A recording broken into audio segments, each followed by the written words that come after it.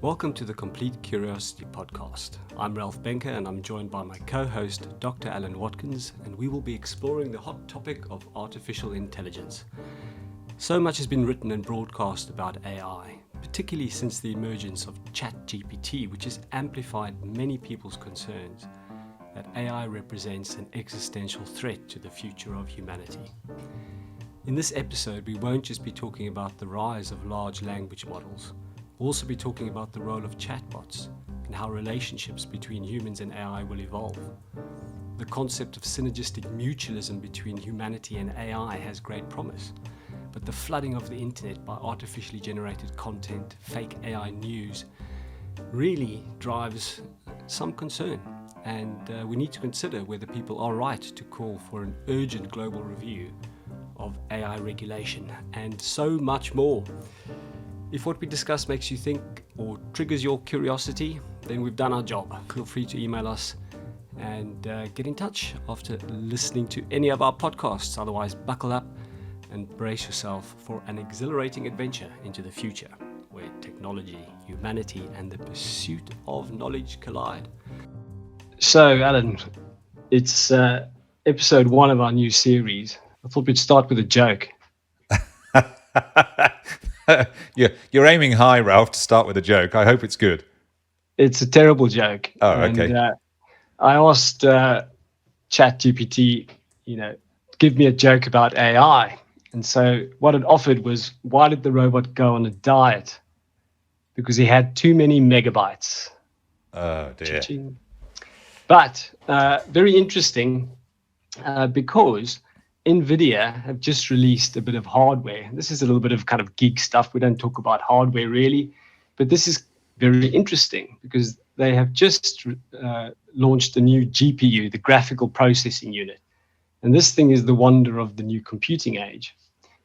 But it's capable of 16.6 teraflops of processing power, Right. and more than I can even say. And the Apollo guidance computer used in the moon landing had a processing power of only 0.043 megahertz. This means that the latest computer that we have on the market is capable of 386,046 times more output than the moon landing hardware. Right. That's how far we've come. Makes you wonder why we haven't been back to the moon, Ralph. Well, it also talks about the Nvidia have updated their moon landing conspiracy debunk with its new GPU. So anyway, maybe we'll take a look at that. But on a more serious note, it seems that we have finally arrived at the dawn of the AI age.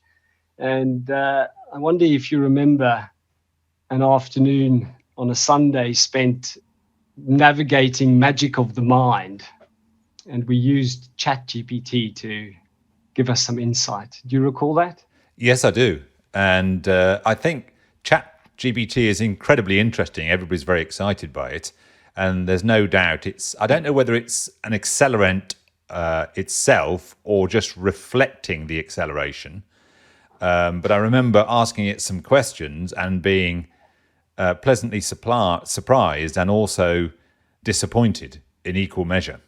Yeah, and that disappointment seems to be what is also making the news headlines. So we've actually had, just in the last week, the largest eating disorder charity in the US. They basically had to shut down their customer support app because it started giving these folks with eating disorders dietary advice, so basically telling them how to lose weight.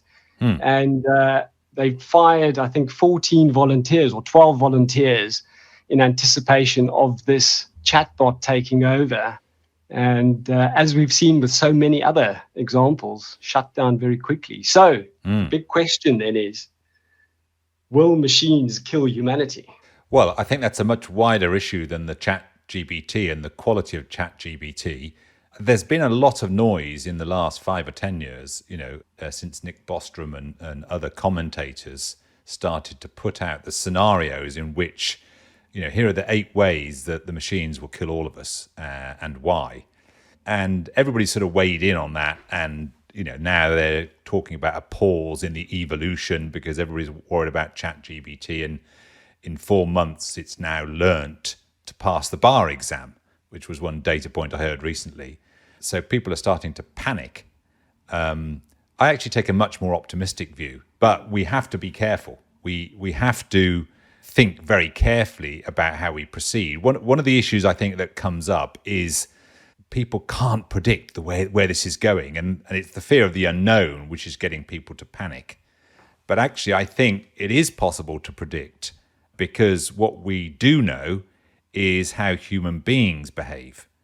And we do know that human beings will behave according to their level of sophistication, their level of maturity, their level of development.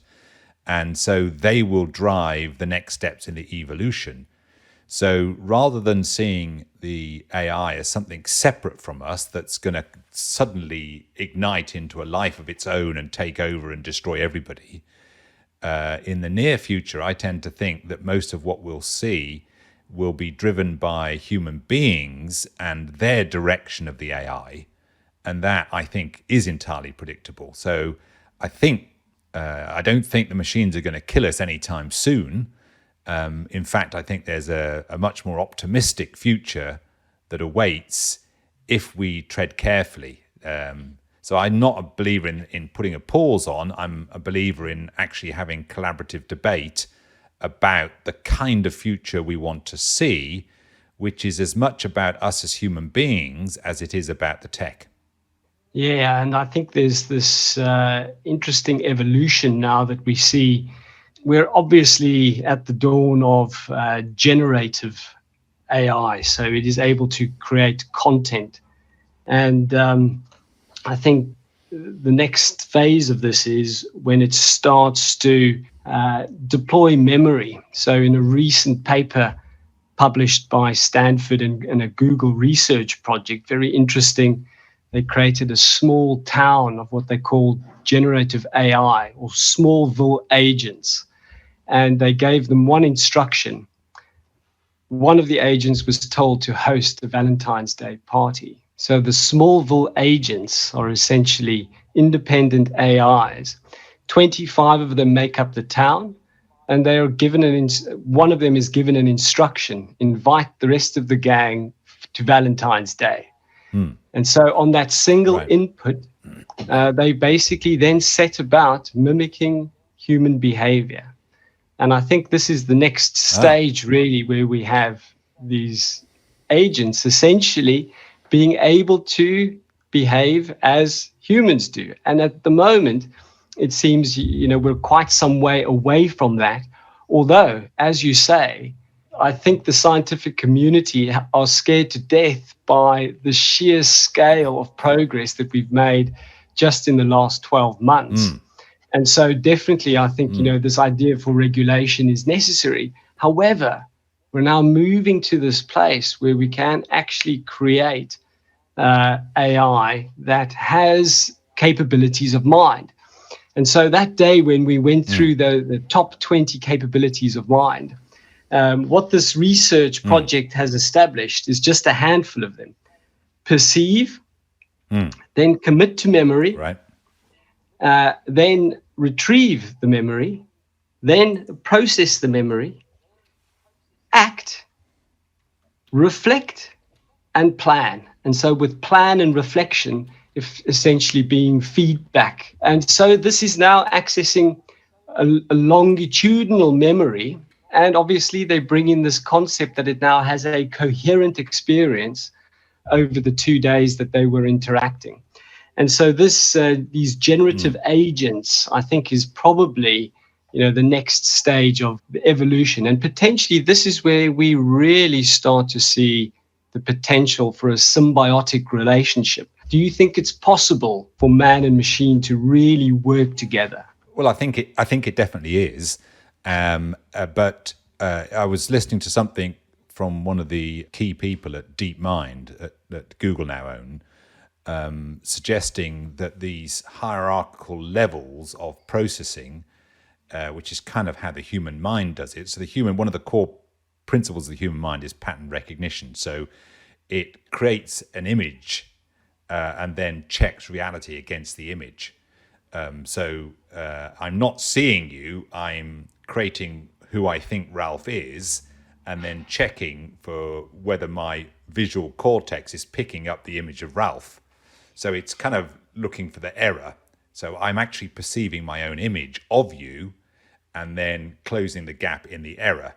So these are sort of hierarchical constructions in the human mind. That's what the human mind does. And the guy from DeepMind was saying there are 100 levels currently in DeepMind doing this type of processing. So your perceive, memorize, act, reflect, plan would be just 5 levels. So I think what we're seeing on Chat GPT is the tip of the iceberg of what is probably out there in the hands of some. So I would think it would be, we can pretty much rely on the fact that it's way more sophisticated than we're seeing on Chat GPT. Chat GPT is just what's released to, Joe public.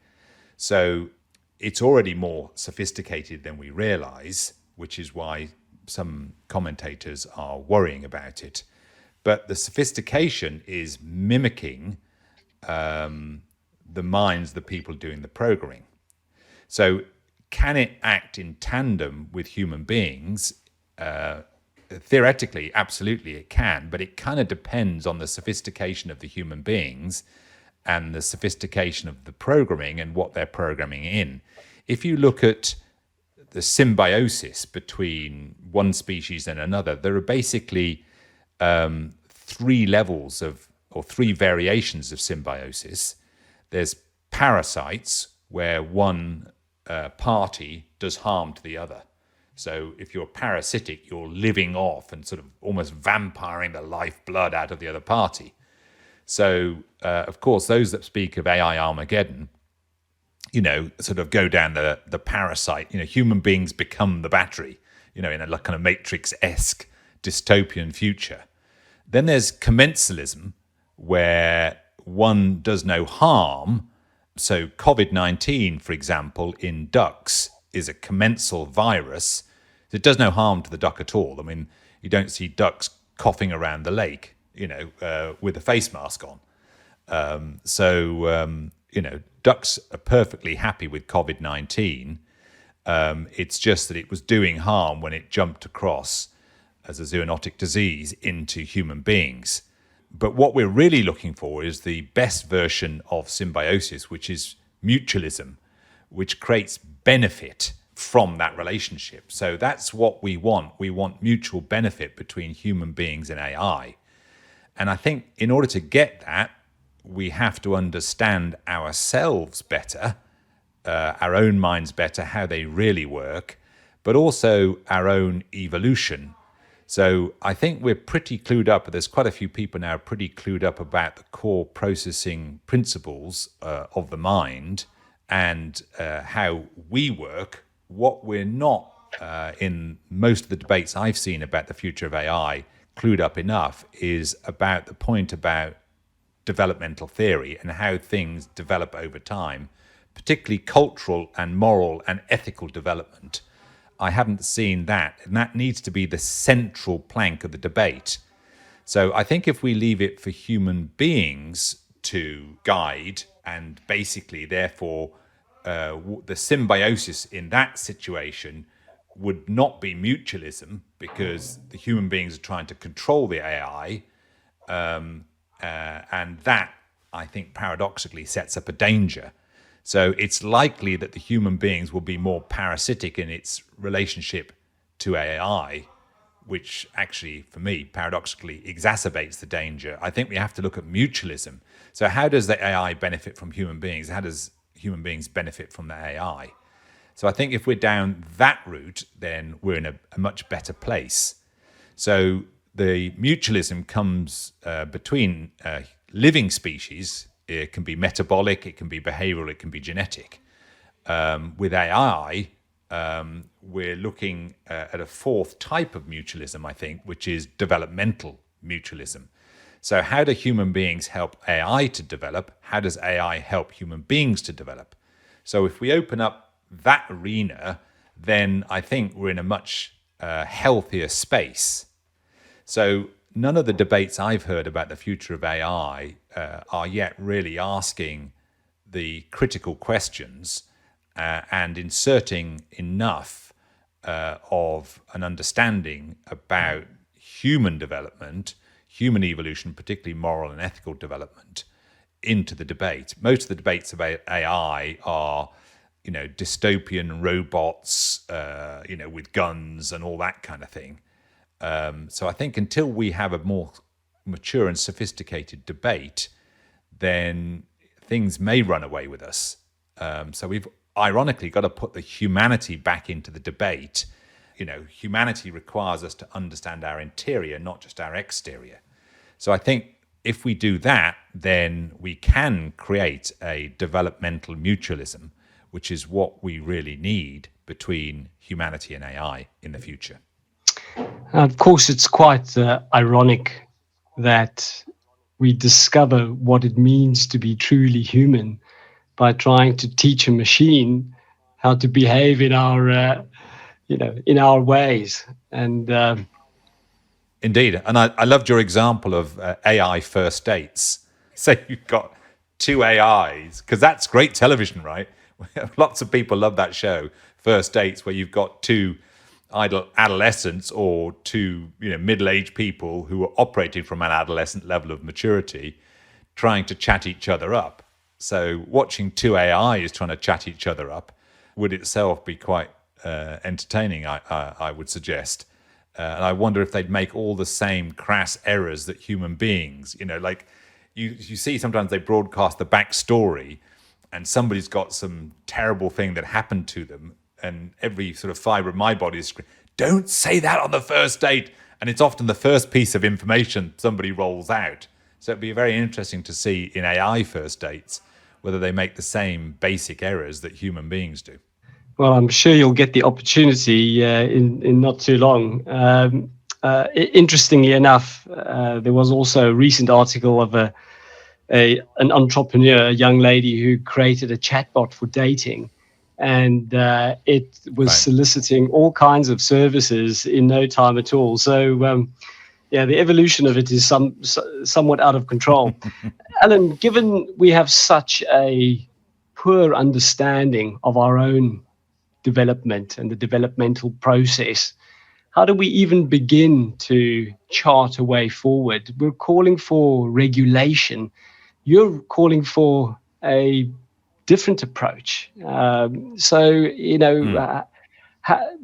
we're handing this over to government, can government do it? What's the role of corporation in this?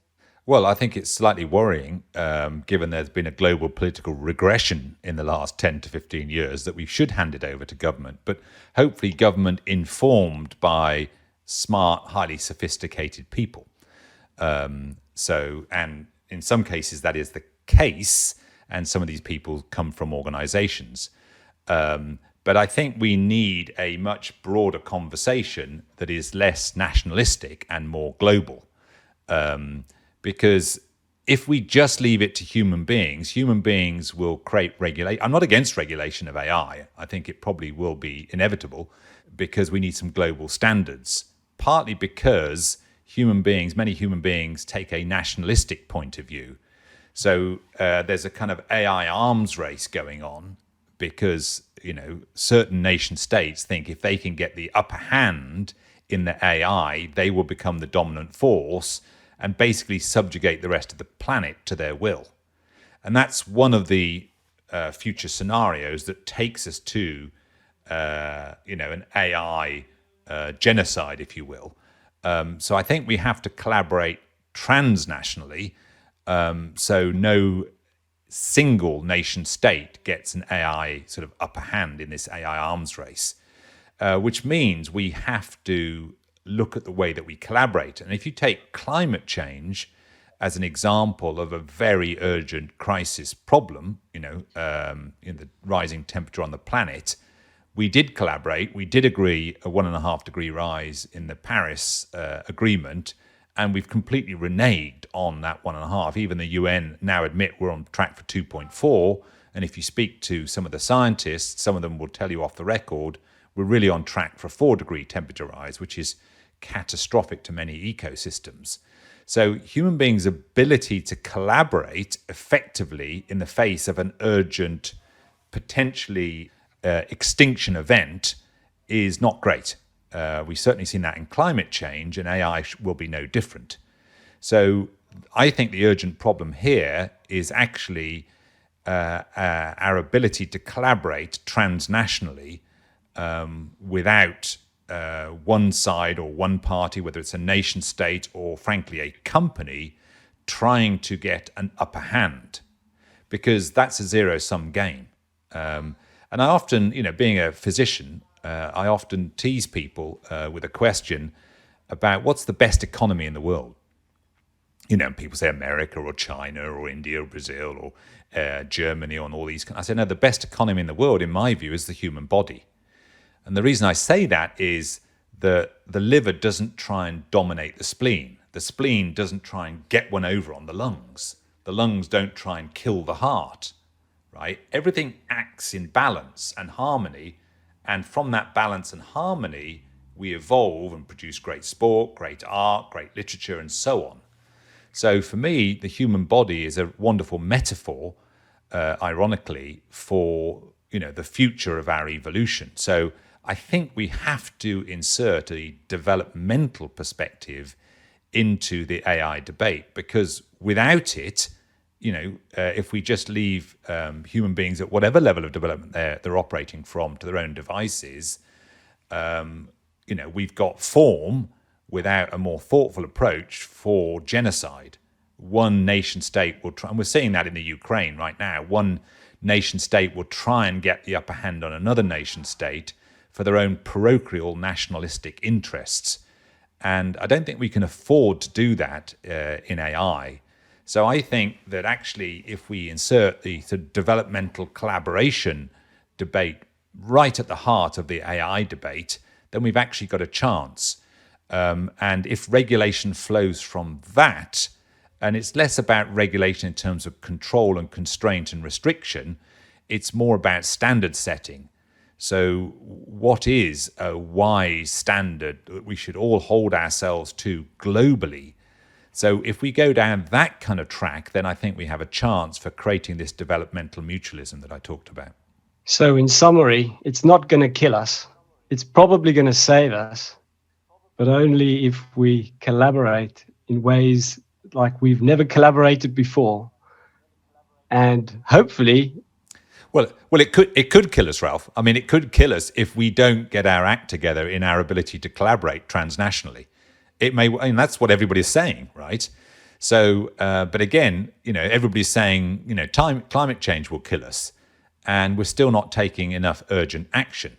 And the reason we're not taking enough urgent action is we don't collaborate effectively. I mean, Elizabeth Sahtouris, who's one of the best evolutionary biologists in the world, tells a lovely story of how it took bacteria 1 billion years to realize that collaboration is more energy efficient than killing. And the first collaboration in evolutionary biology terms was cells, single cells, shared a bit of their DNA, and they put it in a library, which became the nucleus. That took 1 billion years. Bacteria were alive on the planet for about 1 billion years before they're nucleated. And then once they nucleated, these single cell nucleated bacteria started killing each other again. And it took bacteria 2 billion years to go, yeah, maybe collaborating is actually more energy efficient than killing. That took 2 billion years. And the second collaboration was multicellular organisms emerged. So in the evolution of the biosphere of living things on the planet, 1 billion years before we got nucleation, 1 billion years before we got multicellular, and then it really went hockey stick. And as multicellular organisms emerge, eventually man arrives at 5 minutes to midnight, as the story goes. So Elizabeth thinks that even though, bacteria and human beings are the most collaborative species on the planet, which is why we're the most successful species on the planet, the quality of our collaboration is still very adolescent at best. And so if we don't up our game on the quality and the sophistication of our collaboration as human beings transnationally, right across the planet, beyond companies and market sectors and so on, then there's a very good chance that we will extinguish ourselves. So my view is the actual way forward is to insert developmental principles at the heart of the debate, and really, particularly in relationship to the sophistication and maturity of our relationships to each other. If we do that, Ralph, I think we've got a chance. If we don't do that, then I'm afraid some of the worst scenarios that Nick Bostrom and many other authors have written about, we may be staring down the barrel of that type of dystopian Black Mirror future. Well, this is amazing stuff. I think you need to write a book about it. Well, ironically, I am doing one of my 2 books this year. One's on education and one is on AI, because I'm optimistic. While we're all still breathing in and out, and there's an increasing number of people who are waking up to some of the issues and talking about this. So people are, just as the risk of a disaster is increasing on a daily basis, the risk of salvation is increasing on a daily basis. So there's an arms race going on between humanity's future disaster and humanity's salvation. And it's really finely balanced as to which future we'll actually enact. So with every passing day where we hear more and more shock news, because of course social media and most news outlets love the drama of the dystopian future, but if you dig around, you can find people, some really super smart people, talking about option 2 and how we get there. And I'm very much in that camp. But I think we have to broadcast about that and say, look, there are chances, there is a different way forward. It doesn't have to be a disaster. We can save ourselves, but only if we do the right thing. And that's a big if. If we do the right thing, then we certainly have a happy future ahead of us of flourishing. If we do the wrong thing, then we're going to suffer the consequences. Well, I think let's do the right thing and not ask Chat GPT for any more jokes. Well, that would be... I think it's a long time. Just a little aside on joking. When I did my psychology degree, when I stepped out of med school for a year and did a psychology degree, because my father, as you know, used to write TV comedy, I actually wrote a thesis on the psychology of humor. Humor is one of the most advanced functions of the human mind, of course, because it requires a whole load of complexity to be understood in order to construct a joke. So it surprises me not that Chat GPT, quality of its joke is poor, but we'll know we're potentially under real threat when it comes up with a better joke that you and I can think of. Well, that's not going to be hard from my point of view, but I'm going to work on it. Episode 2, I'm coming back. Right. Man versus machine. Right. Yeah, and who's got a better sense of humor? So actually, I think humor as a level of a line of development is also very interesting. So that might be a topic of a future conversation, Ralph. We can talk about how the level of our humor evolves and becomes more sophisticated over time, we would hope. Well, of course, we actually are experimenting with our own large language model. And I think the challenge that you've set out, that we all need to get involved, is one that presents an interesting opportunity by actually teaching our own large language models, by giving it the quality of information that really speaks to the specific topics that we're trying to address. This is where there's great opportunity to bring quality and also to really direct the thinking, not just at the scale of large organizations or governments. An individual can actually set about teaching an AI in their image. And I guess it's now all about curation. It's the curation of that quality information. And who curates? Interestingly, one of the consequences, and Sam Harris talks about this, is the internet is likely to become awash with fake news as Chat GPT and other bots just spew out content. And that's already happening, right? So eventually it will be spewing out such a volume of content is people will stop using. The internet was built to democratize information in one way. And with AI, it's going to kill that. So then unintended consequences of that is people will go back to curated sources that they trust, the New York Times, the BBC, these types of sources. So, actually, that may be beneficial for us, is we'll stop trusting any old source and start to be a little bit more circumspect about, where's this information coming from, and who's the source of this information? Because the future's already here in terms of deep fakery. You can't rely on this video, this photograph, this text as being a legitimate source.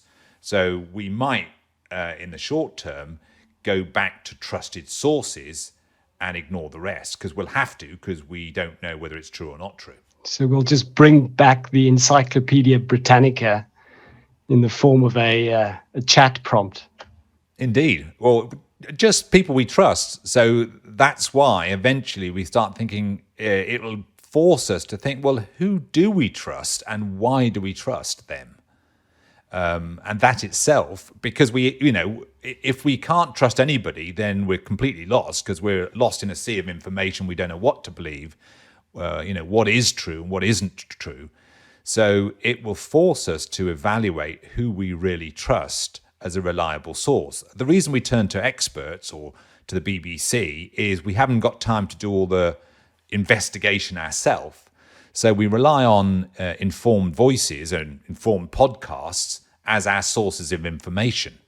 So it's likely with, as the internet becomes awash with fake news and robot-generated content, that we'll start to seek out independent voices, independent broadcasting, who maybe operate with a little bit more wisdom, who aren't just reinforcing our bubble that we exist in and reinforcing our bias. People who can stretch and challenge our thinking. And in many ways, this Complete Curiosity podcast is designed specifically to do that. The only axe we have to grind is a compassionate, future for all human beings, regardless of creed, color, nation state, or anything, is a future that we can live in harmony with each other and a better world. And if we're curious about how that can be created, then that's essentially what these conversations are about, for me anyway. Well, my takeaway is mutualism. And I think the incredible idea of a body working in perfect coherence for the greater good is an amazing metaphor for what the potential might be.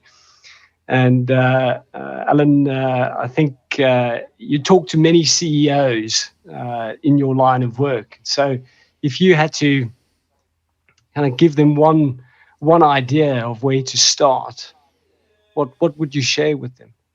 Well, become interested in development, the development of yourself, the development of your team, your company, and be more interested in that than in a stack of cash.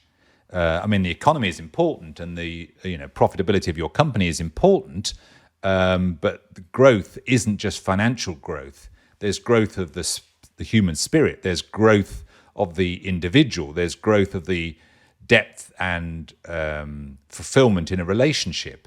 There's many types of growth. So I would encourage any CEO to become, completely curious about the nature of growth and how that is underpinned by development. I think if we're curious about that, we have a chance. I think if we become distracted by, pecuniary wealth and quarterly performance, then we're going down the wrong path. So in the CEOs I speak to, I'm often talking to them and trying to help them broaden their view on what growth really means and the nature of growth. So I would encourage them to reflect on growth of themselves. I was giving a lecture in Belgrade recently about the quality of thinking. And of course, a lot of companies, as the world speeds up, are trying to move faster, keep pace with the customer demands or their client demands. And I said to them, well, one of the only ways you're going to do that is to speed up your mind, how quickly you can think and what is the quality of that thinking.